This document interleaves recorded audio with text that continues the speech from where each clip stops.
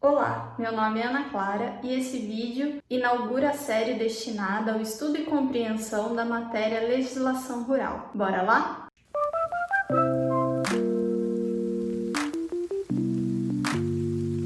Para começar nossos estudos a respeito dessa matéria, vamos começar falando um pouquinho sobre função social da propriedade. O artigo 5º, inciso 23 da Constituição Federal, fala assim: a propriedade atenderá à sua função social.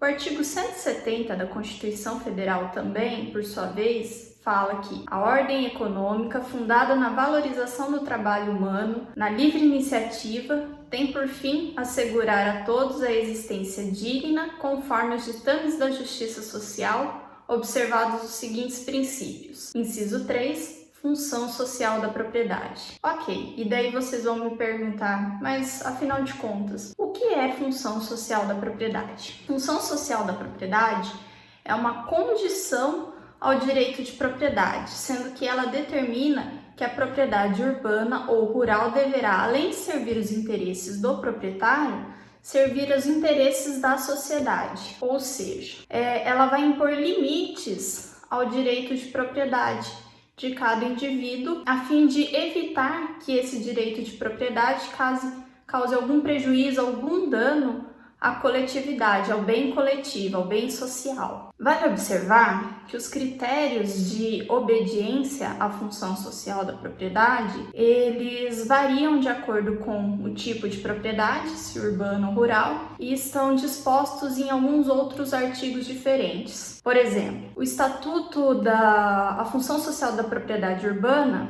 ele é definido no Estatuto da Cidade, que é uma lei federal a respeito da política urbana, que deve ser respeitada por todos no país inteiro, e pelo plano diretor de cada município. O plano diretor é uma lei municipal, que cada município vai ter a sua, estabelecendo regras específicas a respeito dos terrenos e imóveis que existem dentro da cidade, do município, tratando do desenvolvimento urbano e sustentável das cidades, certo? Então vai ter algumas regras estabelecidas nessa lei municipal a respeito da função social da propriedade. Dessa forma, a propriedade urbana, ela vai cumprir a sua função social quando ela obedece as duas leis, o Estatuto da Cidade e o plano diretor, que é a lei municipal, pode variar de município para município. No caso de não cumprimento dessa função social, o município pode impor algumas sanções, punições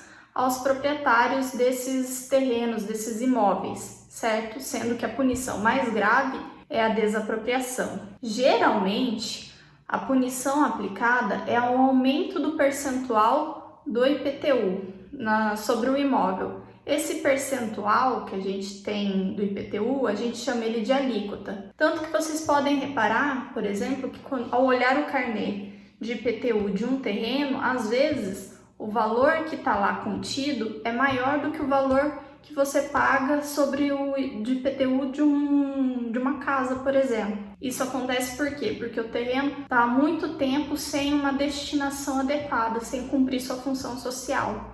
Então, por isso que há um aumento da alíquota ali do percentual e por isso você paga um IPTU mais caro, às vezes. O proprietário, ele tem um prazo, claro que ele tem um prazo, né, após o início dessa sanção, para regularizar essa situação da sua propriedade, né, para construir, para dar uma finalidade para a sua propriedade. Caso não faça, aí sim o município pode desapropriar o imóvel e o proprietário, nesse caso, ele vai receber uma indenização, ele não vai sair de mãos abanando, certo? Isso vai ter previsão lá no artigo 5º, inciso 24 da Constituição Federal, que fala assim: a lei estabelecerá o procedimento para desapropriação por necessidade ou utilidade pública ou por interesse social, mediante justa e prévia indenização em dinheiro, ressalvados os casos previstos nesta Constituição. Então tem a previsão lá de uma indenização, não vai simplesmente sair desapropriando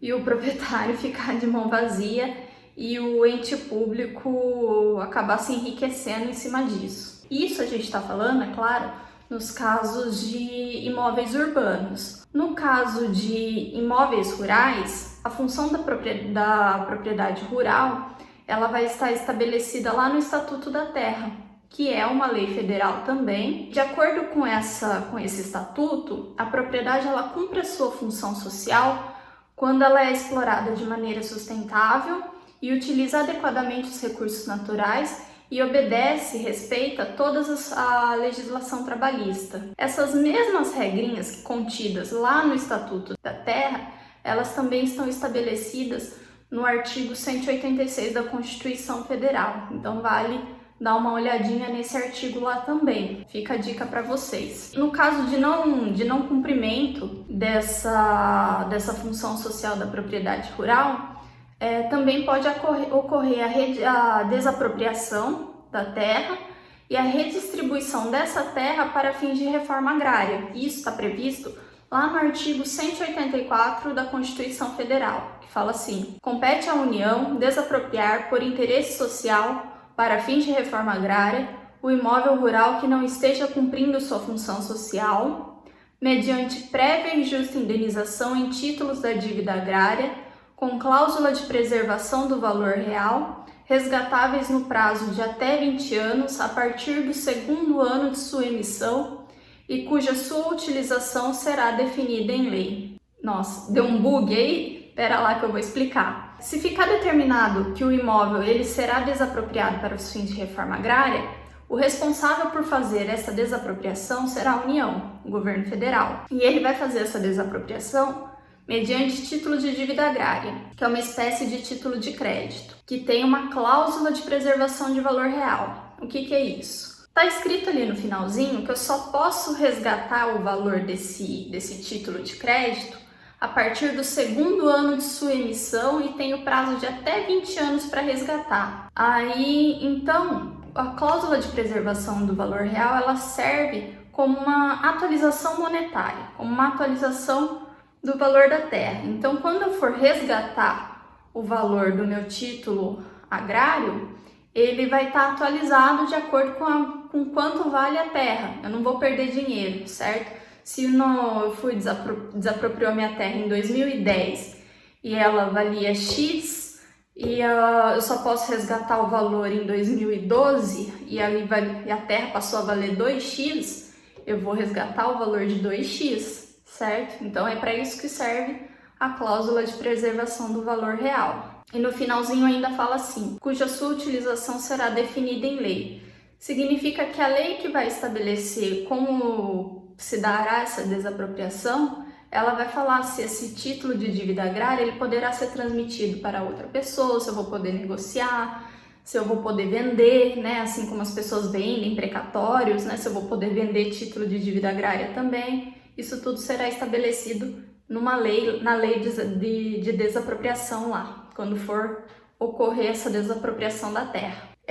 Vale lembrar que existem alguns casos em que a desapropriação ela não vai acontecer de jeito nenhum. Esses casos, eles estão previstos lá no artigo 185 da Constituição Federal. Um deles é quando a propriedade é produtiva.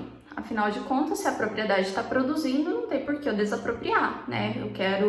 A desapropriação ela serve quando a propriedade não está cumprindo com a sua função social. Se ela está cumprindo, não tem por que eu desapropriar. A segunda hipótese em que não acontecerá a desapropriação é no caso de pequena e média propriedade rural, assim definida em lei, desde que seu proprietário não possua outra. Ou seja, o proprietário só possui aquela propriedade rural e ela se enquadra como pequena ou média propriedade, ele não vai sofrer desapropriação, ainda que ela não seja produtiva, ainda que ela não esteja cumprindo com a sua função social. E daí vocês vão me perguntar: como que eu vou saber qual que é o tamanho, o que é pequena e média propriedade rural? Isso vai estar estabelecido lá no artigo 4º da Lei 8.629 de 98. Vai ter lá uma classificação fundiária que fala que pequena propriedade rural é aquela de 1 a 4 módulos fiscais. E a média propriedade rural é de 4 a 15 módulos fiscais. E vocês vão me perguntar novamente: tá bom, mas o que é módulo fiscal? Módulo fiscal é uma unidade de medida que varia de região para região. E para saber o valor do módulo fiscal da minha região, eu preciso entrar no site do INCRA. Lá na instrução especial número 1980, que vai estar falando de cada região o quanto vale o módulo fiscal. A minha região, que é o interior de São Paulo, Santa Cruz do Rio Pardo, um módulo fiscal é equivalente a 20 hectares, de acordo com a análise que eu fiz, a última tabela que eu encontrei de 2013, tá? Então daí depois é só vocês fazerem as multiplicações para achar o valor de quanto vale qual o tamanho de uma pequena ou média propriedade rural, tá certo? Mas aí a gente tá falando de desapropriação para reforma agrária, nossa, como que surgiu? Vamos falar um pouquinho de história? Como que surgiu esse negócio aí de reforma agrária, função social? No Brasil, essa questão de função social, reforma agrária, ela só foi surgir na Constituição Federal de 1934, que foi no contexto histórico em que Getúlio Vargas chegou ao poder, logo depois da Revolução de 1930, tendo aquela quebra da política do café com leite, né? Getúlio Vargas fez essa quebra da política do café com leite e entrou ao poder através da Revolução, se tornando nosso presidente, dando início à Era Vargas. E, querendo ou não, foi bem nessa época também, né, logo depois, que começou-se a se estabelecer as indústrias aqui no nosso país. Com esse estabelecimento das indústrias aqui no país, vale lembrar que o campo ele era marcado por grandes latifúndios, né? Então, as terras ficavam concentradas na mão, grandes propriedades de terra ficavam concentradas na mão de uma pessoa só e os camponeses trabalhando para essas pessoas.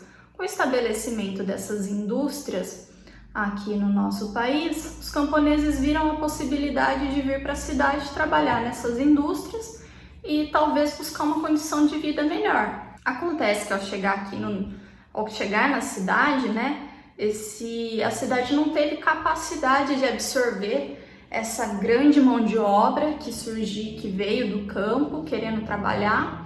A gente ainda não tinha indústria suficiente, né? Não tinha trabalho suficiente para todo mundo, para absorver toda essa galera, e começou-se a pressão da população para então se fazer uma política de divisão igualitária dessas terras. Então foi aonde começou a surgir os primeiros boatos de função social, reforma agrária, né, para tentar amenizar essas questões de desigualdade social que estavam acontecendo. E lá em 1946, com a nova Constituição, reforçou-se que o direito de propriedade ele deveria respeitar o bem-estar social. Ao falar isso, ele foi mais além, ao dizer que a lei poderia promover uma justa distribuição da propriedade com igual oportunidade para todos. Aí a população já começou a ficar um pouquinho mais animada.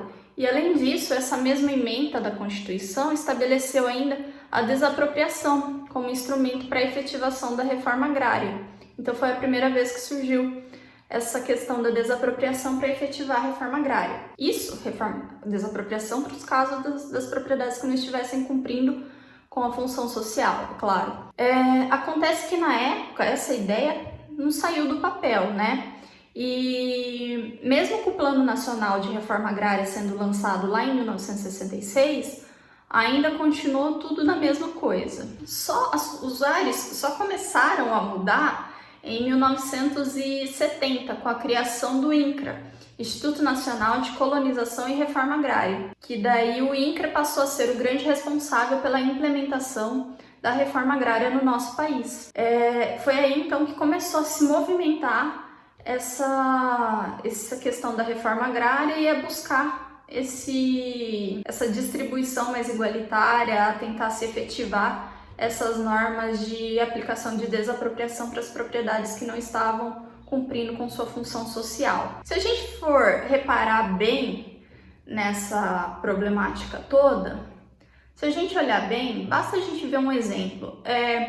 Se a gente tem uma grande propriedade de terra ociosa, sem ninguém lá trabalhando, produzindo, fazendo nada, ela está lá parada, e uma grande quantidade de famílias que estão paradas, ociosas, sem produzir nada, do ponto de vista econômico e de justiça social, seria muito melhor realmente que se nós juntássemos os dois e tornássemos tanto terra quanto famílias produtivas, né?